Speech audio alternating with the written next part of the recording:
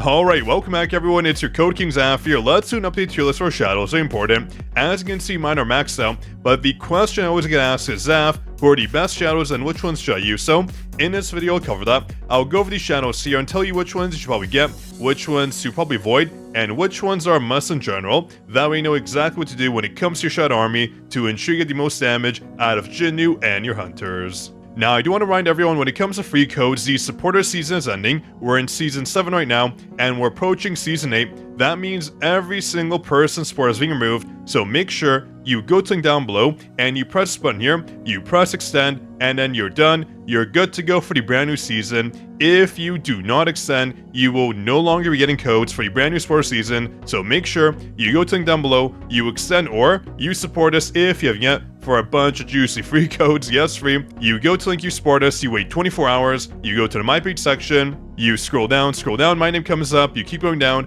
under receive benefits is where all the unique codes will go, so do enjoy, it's my free benefit to our viewers. And also, very quick, a huge shout out to Roberto from your first comment to our last video. Here's your shout, bro, and enjoy that juice exclusive Discord role. Alright, so let's jump into the tier list. This one's a bit complicated because we have so many things to cover when it comes to shadows and their party, but also shadows that are good for their passives and not so much their authority, because if you look at a shadow like Cerbie, although they're instantly in the Z tier, they're only used for their passive. Their shadow's authority isn't really that good. We have better options out there such as Beru, one of the best shadows in the game right now. They have the punishment passive alongside a fantastic authority that we use almost everywhere. When it comes to JINWOO, our hunters, the battlefield time, the power destruction, we use Beru in every single game with other. But again, when it comes to Beru, early on, you're better off just unlocking them. Beru and Cerbie are pretty much the first two shadows you have to unlock, but the issue is when it comes to maximum out, you don't necessarily get maximum value. You are much better off maxing out shadows like Igris. Igris is honestly one of the best shadows, period, not just because of their authority, but because they actually have solid damage when it comes to shadow damage output. If you put them on your team, they can deal loads of damage, but I do want to mention other shadows like Big Rock. Honestly, in my opinion, Big Rock has kind of fallen off. With our shadows, we not only want value when it comes to authority, but also their passive. So right now, I'm going to make a very controversial opinion. When it comes to Big Rock, I'm putting them in our S tier, yes. Although they're very good, they can be used on every single team. They're not really a specialist shadow anymore that we want on every single team all the time. There's just better options now when it comes to our attack units, our defense units, etc. But again, that's just my opinion. I honestly don't think it's worth it to rush Big Rock anymore. And the same sentiment goes to Blades. Honestly, right now, when it comes to Shadow, they're good, don't get me wrong. They give a pretty good attack bonus when it comes to authority, but they are lacking any passive, so they kind of go in that Big Rock tier. They're good for the authority, but when it comes to the actual Shadow utility, they're just not meeting the cut. I would say when it comes to Kaisel, though, they're actually not too bad just because they're one of the strongest shadows we have.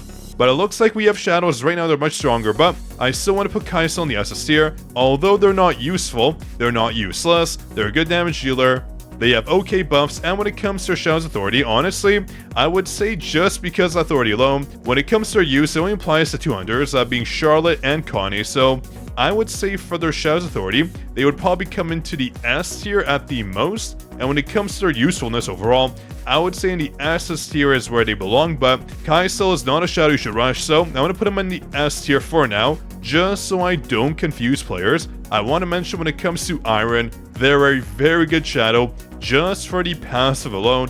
This on your hunters is so good. Basically, when it comes to like a hunter loadout for your shadows, you'll be running something like Beru, you'll have Cerbie on your team, and you can have Iron or Igris, because Igris is so strong. Their shadow's authority, their damage, Igris is one of the best shadows in the game right now.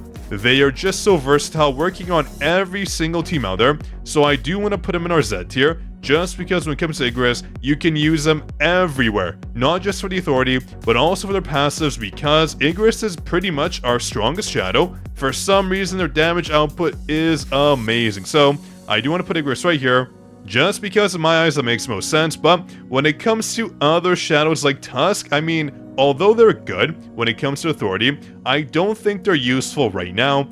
We only use them before for Alicia, but as of the recent updates, we're not using core damage as much. I feel like when the first anniversary hunters hit, they'll become more useful, but as it stands right now, they're just not a viable shadow. That's just my opinion. I feel like when Sword and Chaw come out, they might scale core attack, so I feel like Tusk may become a better shadow again, not too sure. We do have other shadows here that are honestly good, but not necessarily that useful. We do have Tank, they do have the Interruption, they do have solid scaling when it comes to defense bonus, so if you're using a team like Thomas Andre, Gogan, Tank might actually be one of the best options, but that is pretty much the only team we use them on. It is a bit unfortunate, although Tank when it comes to defense teams is a Z tier shadow, they're just not good when it comes to other uses, so I'm going to put them all the way down here in our A tier, right in front of Tusk. They're not bad, do not get me wrong, they're just not useful for the majority of players, so I do not recommend getting them. Then we have one more shadow here, we have Beste. Where does she place? Well, when it comes to authority, she gives us defense penetration, which is honestly very good, but they also have a passive skill that gives us bonus defense penetration as well, 10%, so not too bad at all. We get 8% from their Shadow's authority, but also 10% from the passive, lasting 20 seconds, so I do want to put Beste all the way up top here, just because of her potential. Right now when it comes to game modes where you do need a lot of defense penetration, Beste will be the best option, get it? Just because we get 18%, but I also recommend she gets Pair to Farron, just because if we need so much defense pen, so much defense reduction, they are pretty much the best pair.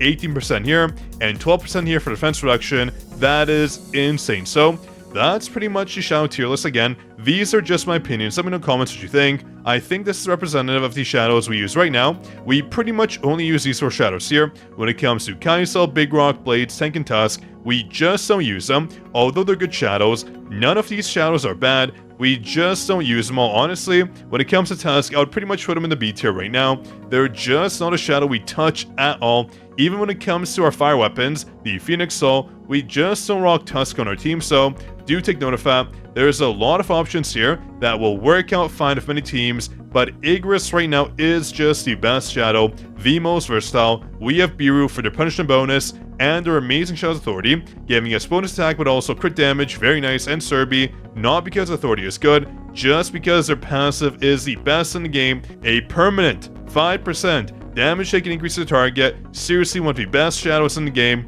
just for that passive alone. Then we have Beste and Iron, pretty much the best in classes for defense reduction and penetration. We could put Beste right here for now, just because her use isn't necessarily that big.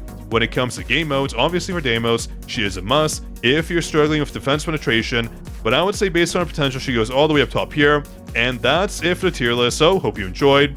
Again, Big Rock, Blades, and Kaisel kinda have fallen off from where they were before, but hope you enjoyed. If you did, drop your like, make sure to subscribe, that way I do know you want more content like this, but also let me know your opinions down below.